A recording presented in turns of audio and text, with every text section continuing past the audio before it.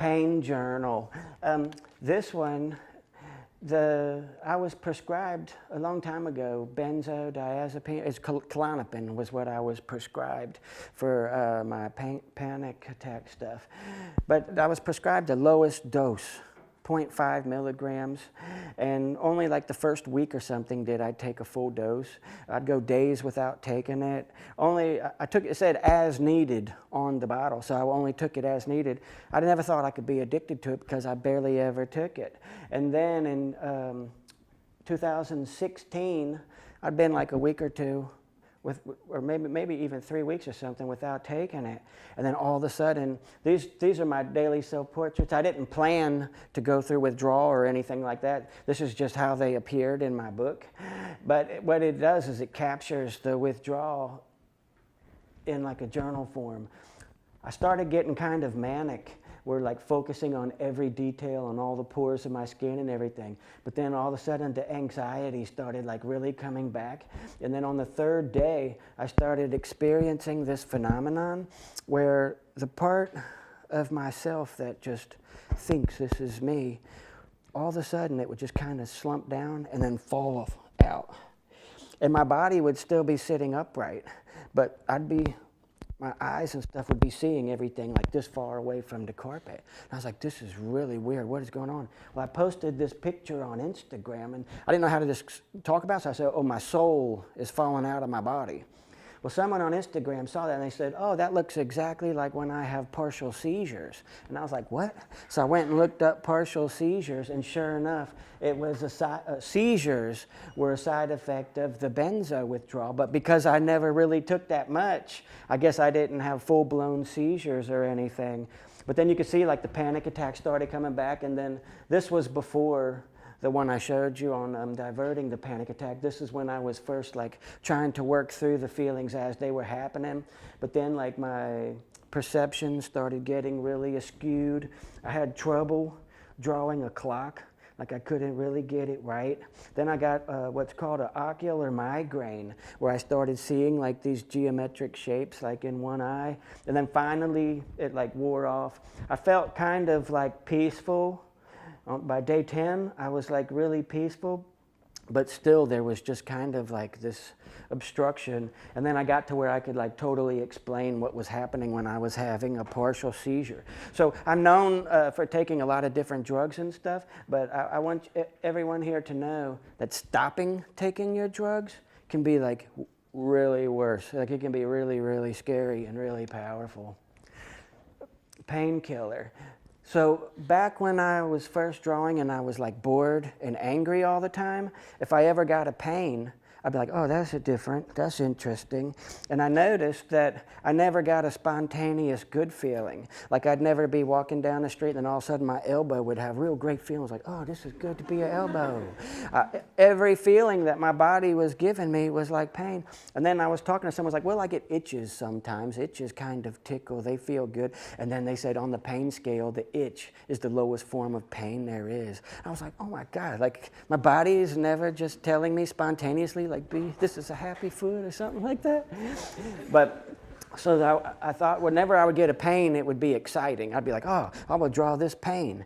And here's where I had kidney stones. It might be hard to see, but it felt like I was urinating these razor blades, and there was like some blood. This was the feeling inside my bladder. Like it was just all like being cut up and stuff. I thought I was going to die and everything.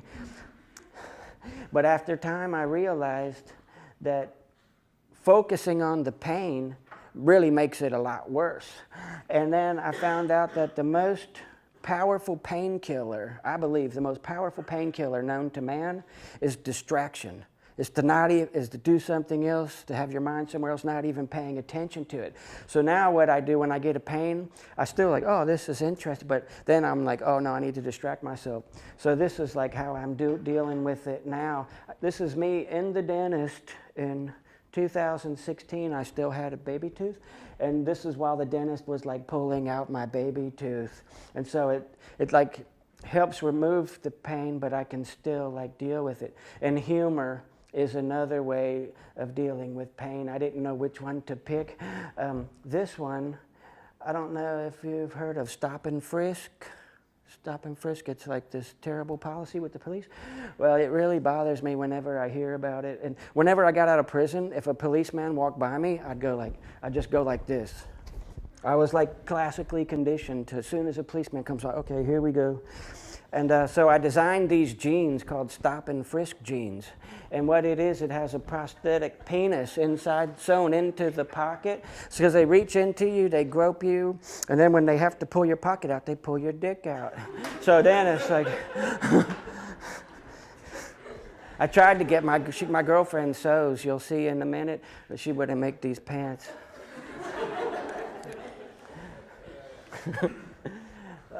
Lifelog data. Because I do this every day, I have now I have them all scanned in on the computer. I can go back and look at like different aspects of my life, like make a folder, like a headache folder or an anger folder or a happy folder. And then I can like go and see every single time I was like happy over the last like 24, maybe 23, 24 years now. This one is just information I did. I just went through my headache folder and I could get all this information about my headaches, like way more information than I needed to know. Measure states, let me see how it's going on time. I might kind of skip this part. 29. Let's see. Yeah, I'm gonna skip this part. A mental stimulant. A lot of people like wake up in the morning and they'll like drink coffee, do a crossword or something like this. I could do the same thing with drawing. This is when I got my bifocals for the first time. I wanted to chart how it was that the two different lenses were working and allowing me to see. So I'd like, this is like blind, blurry, and clear. And then I was like, almost like mapping or something of how it was that I was able to see. And then one morning I was like, what if gravity was the color blue? And then I held my arm out there like that. This one is kind of like a cross between Chuck Close and French Impressionism. I woke up in the morning at sunrise and I had like a pie wedge cut out of paper where I could only see one slice at a time, and then every hour on the hour I went outside, stood in the exact same spot, and then like filled it all the way in until dark. So it's just the way. Physical stimulant. A lot of times I need to just get out and exercise and do stuff. So I use drawing to like do stairs. This is the first time ever in a Finnish sauna. And it was 194 degrees. This is the hottest I've ever been in my life. This, I drew, it's hard to see, but I'm right here. This is me in a Black Flag mosh pit, drawing myself. They call themselves Flag now. It's got like different, some original members, but, and I dropped my sketchbook over here. Someone gave it to me, and then I got knocked over here. This is where I came in at. And there's like all these people like in front, like going like this. I did like 3 or 4 times I went in that mosh pit. And this is my art vest that I really, really love. My girlfriend Nicole made this for me, tactical art vest. And I tell her all the time, mobility, access, comfort. Yeah. And it's got like this holster for all my colored pencils, eraser, pencil sharpener, watercolor crayons. And it really, like, I can take it outdoors, go and do stuff, and like be on the move. And to me, it's like during the French Impressionists, at the beginning of the modernism, they started putting paint in the tubes, and they started having portable easels and stuff. And to me, this type of thing is like that level. But I'm not an outdoors type of person. I'm more of a city person. But just having this allows me to like branch out. And so here's me like kayaking. It's my legs and my sketchbook, and I'm like kayaking to this waterfall. It's like watercolor crayons in the river water. This is me in total darkness in a cave. This is me on a Ferris wheel. And the people that were running the Ferris wheel, once they saw that I was like drawing, they let me go around like 20, 30 times. Just keep going around and around and around. That was like really nice.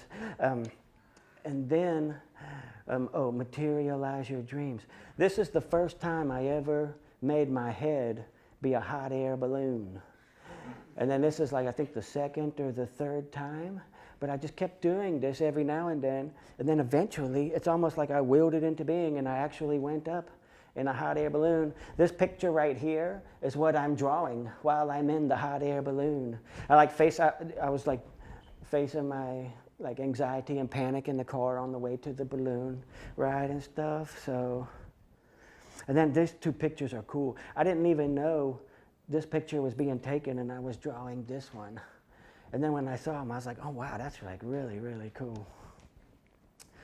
Now the sensory experiments. In 1998, I moved into an office in downtown Johnson City. It was only $75 a month for rent, and had no shower. Had a bathroom, like a men's room and a women's room, like a regular office building. But I had to like bathe on the roof, and I had like all these Tupperware bowls, like a whole system, so I wouldn't cross-contaminate my bath water.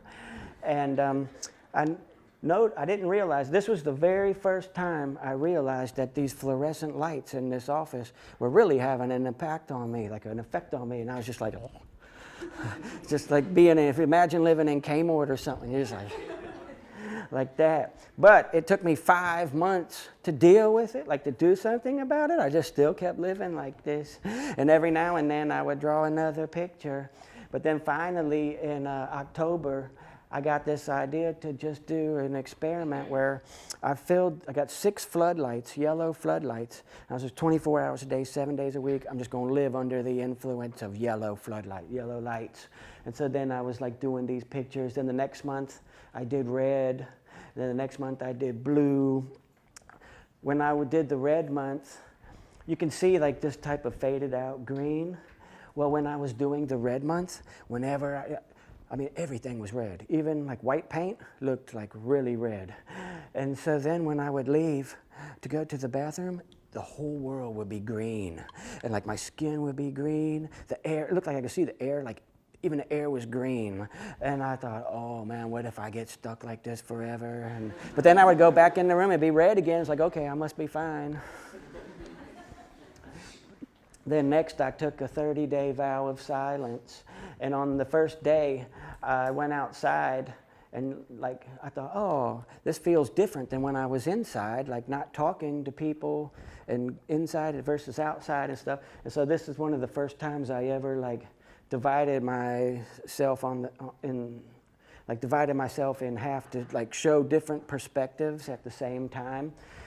I couldn't do this today because of the city, but this one, I was starting to get this weird feeling, like an external feeling. I felt like I was getting outside of myself or something. So I set up my video camera outside on the street below, pushed record, then went in the building up to the 3rd floor and then took a shower. I was like videotaping myself taking a shower from outside. Then I went back, got the videotape, and then did my self-portrait like that. And I was like, oh, this is getting too weird. I need to like be around people or something. So I went to a party, but then it was like super duper like chaos and stuff. And so it was a really, really great experience. But then I spent 2 months in the woods walking on the Appalachian Trail, and like every day was a brand new experience. It was like really super wonderful.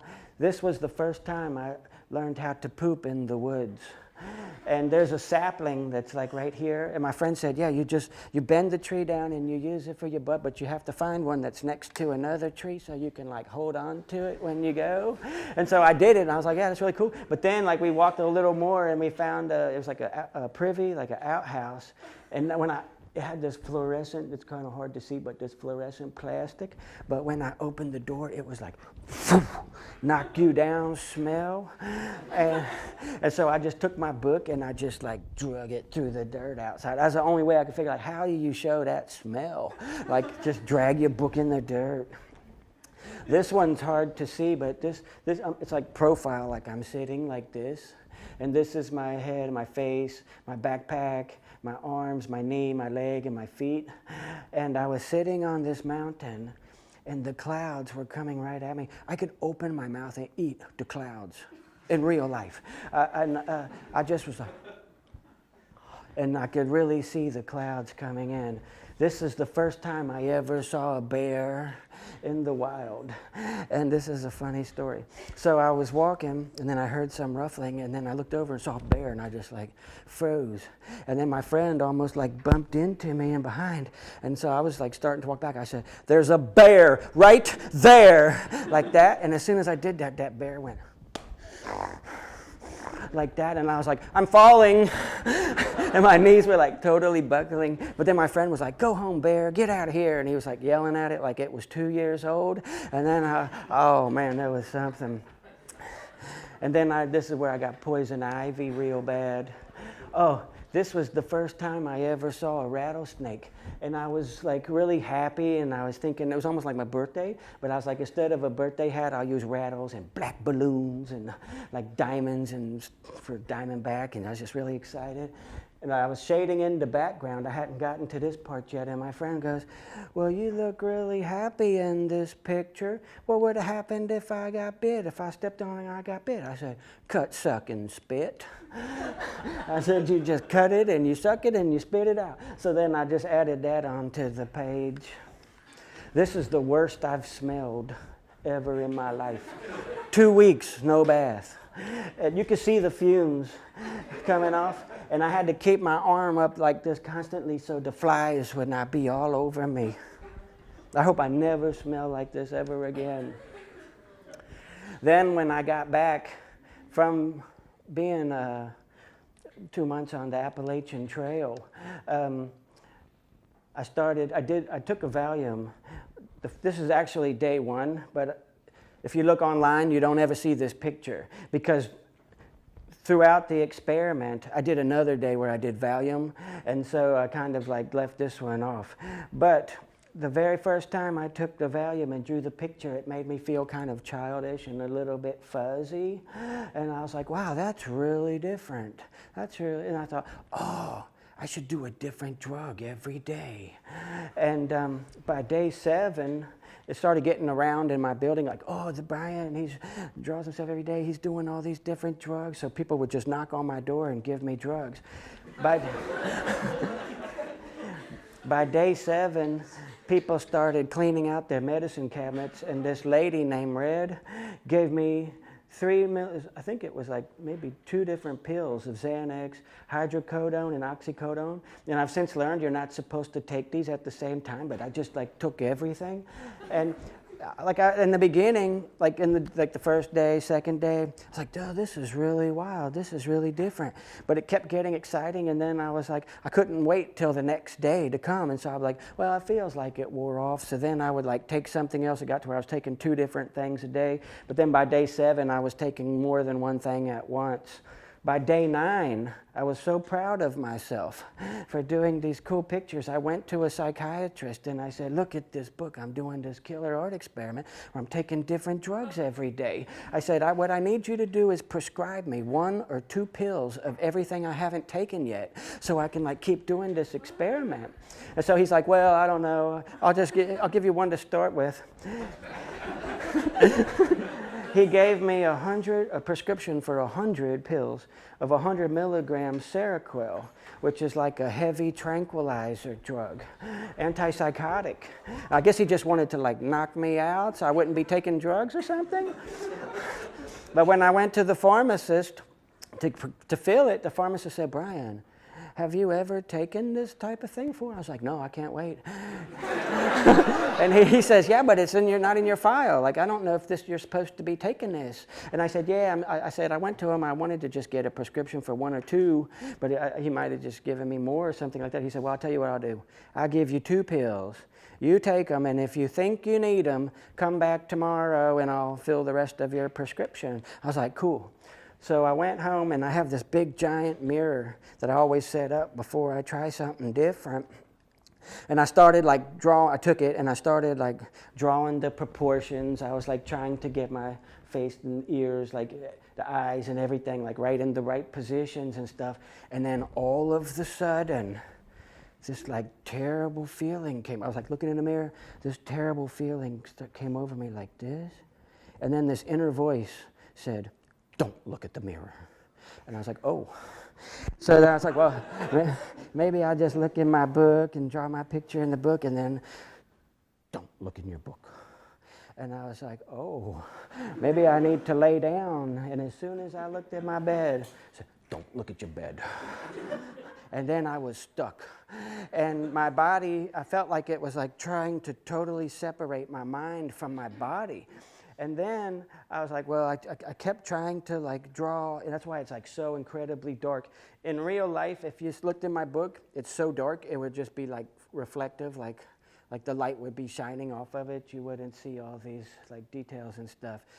But when I was stuck, I thought, oh my gosh, all these times in life I've seen videos of like bears in a tree or a bobcat in a tree or like a lion injured in a safari, and they shoot it with the tranquilizer dart, and then they like look like they get real drunk and woozy, and then they fall down and the people like take the thorn out of their foot or whatever.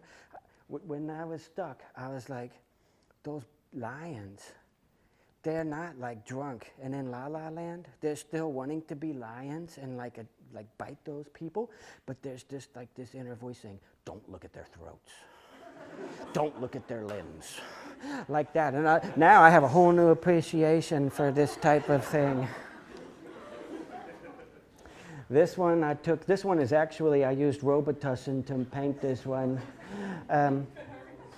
I found this Korean book in the trash. Somehow I was like wandering around, and I ended up at some a Chinese restaurant where I knew the hostess was Korean, and I was trying to ask her what this meant, and she said, very beautiful woman, but I don't know if that's what it really says. Day 11, someone knocked on my door, and I opened it up, and this elderly man said, when I was a kid, we huffed lighter fluid. Like that, and he just handed me this bag. It had like a sock soaked in lighter fluid, and he was just like breathing. And I had these metallic crayons, like a special version of Crayola crayons. And I felt like for some reason it really captured like the fumes and like my blurry eyes. Then I went to a bar that night, and someone gave me some PCP. And they said, yeah, you just like dip your cigarette in it. And then I was like, okay, and stuff.